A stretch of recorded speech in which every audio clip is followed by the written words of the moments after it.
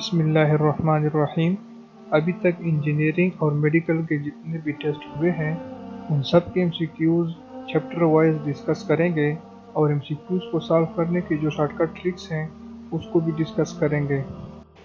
पिछले वीडियो में हमने चैप्टर के तमाम फार्मूलास को, उसके शॉर्टकट ट्रिक्स को, उसके यूज़ को हमने डिस्कस किया था। आज उन सारे फार्मूलास को, उन ट्रिक्स को, उन सारे रिलेशन को इस्तेमाल करेंगे, उसी के ऊपर एमसीक्यू सॉल्व करेंगे। तो अगर आप लोगों ने वो वीडियो नहीं देखी तो पहले उसको देख लें, क्योंकि आज के लेक्चर के लिए वो वीडियो देखना ज़रूरी है। मैं उसका लिंक आप लोगों को डिस्क्रिप्शन बॉक्स में दे दूँगा, वहाँ जाके उसको देख लें ताकि इस लेक्चर को समझने में आपको आसानी हो। तो स्टार्ट लेते हैं।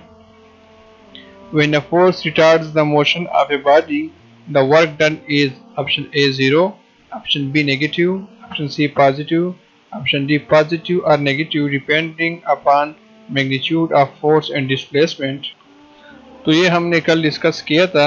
हमारे साथ जो वर्क डन का जो इक्वेशन है W = FD cos थीटा, तो 0 तब होगा जो ऑप्शन ए में लिखा है अगर थीटा हमारे साथ 90 हो तो वर्क डन हमारे साथ 0 होता है, क्योंकि cos 90 0 के बराबर होता है।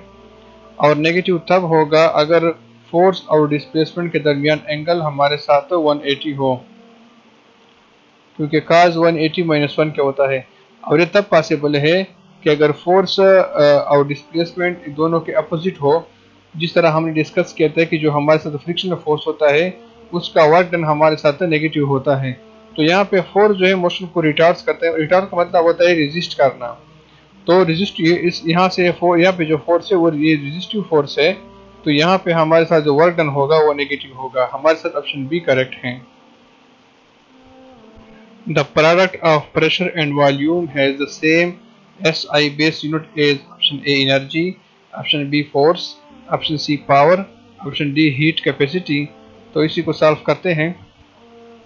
हमारे साथ जो कंडीशन गिवन है कि product of pressure and volume, तो प्रेशर का जो हमारे साथ यूनिट होता है वो होता है न्यूटन पर मीटर स्क्वायर, क्योंकि प्रेशर होता है फोर्स पर यूनिट एरिया। तो न्यूटन पर मीटर स्क्वायर ये उसका हो गया मल्टीप्लाई वॉल्यूम, और वॉल्यूम का हमारे साथ होता है मीटर क्यूब, जो कि यहाँ पर मैंने लिखा है। तो ये मीटर स्क्वायर और मीटर क्यूब कट जाएगा तो हमारे साथ बच जाता है न्यूटन मीटर। और हमारे साथ जो एनर्जी की जो मतलब यूनिट है वो न्यूटन मीटर है। तो newton metre is the correct, मतलब एनर्जी ऑप्शन हमारे साथ करेक्ट है। तो यहाँ पर हमारे साथ जो ऑप्शन ए है एनर्जी, ये करेक्ट है। एनर्जी की जगह अगर वर्क भी होता तो भी ठीक होता, टार्क होता तो भी ठीक होता, क्योंकि टार्क का यूनिट भी न्यूटन मीटर है, वर्क का भी न्यूटन मीटर है, एनर्जी का भी न्यूटन मीटर है। When a body moves against the force of friction on a horizontal plane, the work done by the body is option A negative, option B positive, option C 0, option D maximum and positive। ये तो हमने अभी discuss किया कि जो friction force होता है इसका हमेशा वर्क डन नेगेटिव होता है, क्योंकि फोर्स और डिस्प्लेसमेंट के दरमियान जो एंगल होती है वो 180 के बराबर होती है, और cos 180 हमारे साथ -1 का होता है। तो मतलब सारा वर्क डन हमारे साथ नेगेटिव होता है। तो यहाँ पर हमारे साथ ऑप्शन ए जो है ना वो करेक्ट है। An engine pumps out 40 kg of water in second. The water comes out of vertically upward with a velocity of 3 meter per second. The power of engine in kilowatt is option A 1.2 kilowatt, option B 12 kilowatt, option C 120 kilowatt, option D 1200 kilowatt। तो हमारे साथ जो power का equation होता है P = FV, इसी को solve करते हैं। और हमारे साथ फोर्स बराबर होता है mg के, तो पावर बराबर हो गया P = mg × V।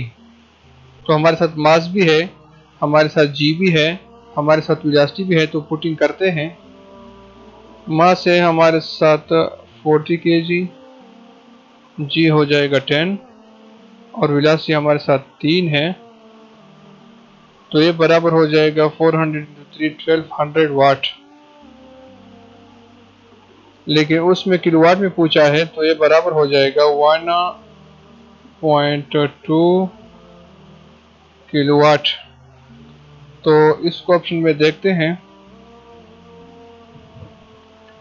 तो यहाँ पर हमारे साथ जो ऑप्शन ए है ये करेक्ट है। Two boys waiting in the ratio of 4:5 goes upstairs, taking time in the ratio 5:4. The ratio of their power is option A 1, option B 16:25, 16:25, option C 25/16, option D 4/5। तो इसी को solve करते हैं। तो हमारे साथ पावर, मास एंड टाइम का जो रिलेशन है वो है P1/P2 is equal to M1/T1 divide by M2/T2। तो M1 हमारे साथ 4 है और T1 हमारे साथ 5 है, डिवाइड बाई M2 हमारे साथ 5 है और T2 हमारे साथ 4 है। तो अगर हम इसको अरेंज कर लें इसी तरह, तो 4 × 4 हमारे साथ आता है 16 एंड 5 × 5 हमारे साथ आता है 25। तो 16/25 हमारे साथ करेक्ट है। तो इसी को ऑप्शन में देखते हैं।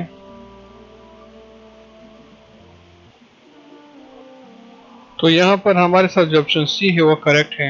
हमारे साथ 16/25 आया, लेकिन हमने तो P1/P2 लिया है। अगर हम P2/P1 ले लें तो हमारे साथ ये आ जाएगा 25/16। ये करेक्ट है।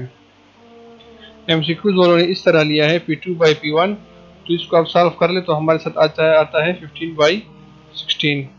तो ऑप्शन सी ठीक है। A steam turbine is used to drive a generator.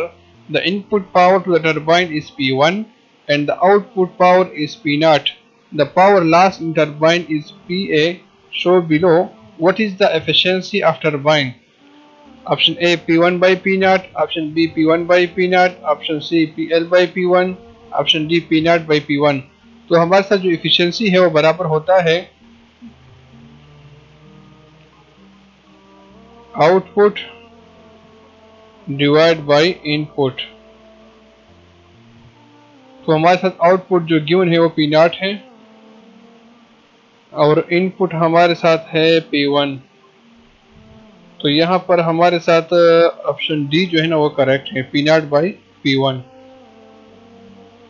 The total energy input a process is partly transferred to useful energy output U and partly to energy that is wasted W.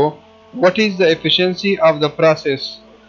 तो ये तो हमने पहले discuss किया कि हमारे साथ efficiency बराबर होता है आउटपुट डिवाइड बाय इनपुट। तो हमारे साथ जो आउटपुट है वो U है और हमारे साथ जो इनपुट है वो E है। तो यहाँ पर U/E को ढूंढते हैं। हमारे साथ जो ऑप्शन सी है वो करेक्ट है।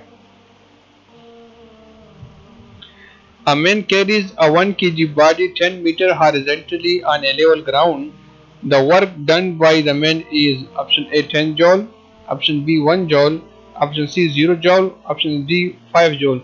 तो यहाँ पे जो ट्रिक है उसमें MCQs में इसमें है कैरी। कैरी का मतलब होता है ले जाना।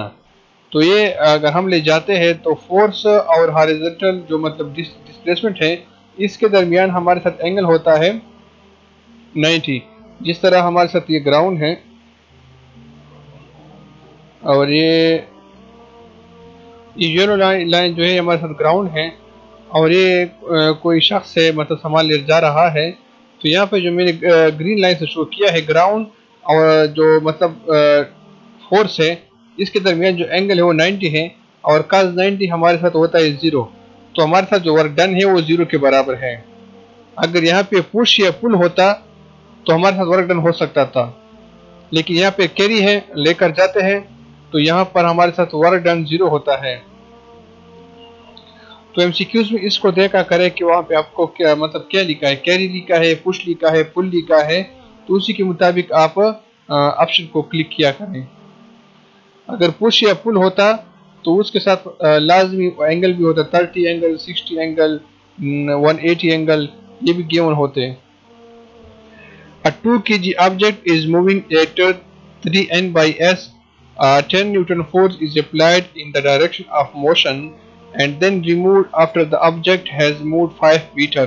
The work done by the force is option A 50 joule, option B 40 joule, option C 1/10 joule, option D 100 joule.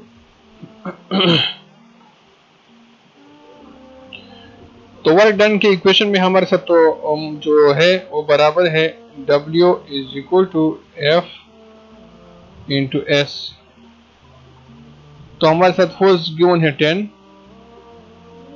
और हमारे साथ जो डिस्टेंस गिवन है वो है 5। तो 10 मल्टीप्लाई 5 हमारे साथ आता है 50। तो यहाँ पर हमारे साथ जो ऑप्शन ए है वो करेक्ट है। और ये जो 2 kg दिया है 3N/S जो दिया है ये वैसे कंफ्यूजन के लिए दिया है। वर्क डन के लिए हमारे साथ फोर्स और डिस्प्लेसमेंट चाहिए, बस वो हमारे साथ है 10 इंटू 5 हमारे साथ 50 आता है। तो ऑप्शन ए जो है ना वो करेक्ट है। The heat energy dissipated by 40 watt also in 1 hour is. तो इसी को सॉल्व करते हैं। तो हमें पावर भी गिवन है और टाइम भी गिवन है। तो वर्क डन को फाइंड करते हैं, यानी वर्क डन या एनर्जी इसको फाइंड करते हैं। तो P is equal to W by T और वर्क बराबर हो जाएगा या एनर्जी बराबर हो जाएगा P इंटू T। तो हमें पावर गिवन है 40 और टाइम हमें गिवन है 1 आवर। तो इसको सेकंड में कन्वर्ट करते हैं तो 1 आवर में 60 मिनट होते हैं। तो 60 मिनट को मल्टीप्लाई बाई 60 तो ये कन्वर्ट हो जाएंगे सेकंड में। तो 40 मल्टीप्लाई 60 हमारे साथ आता है 144,000 जो कि हमारे साथ ऑप्शन सी जो है ना वो करेक्ट है। आज के लिए इतना ही। कल इंशाल्लाह बकिया जो MCQs है, बकिया जो फार्मूलाज है उसी को डिस्कस करेंगे। Thank you.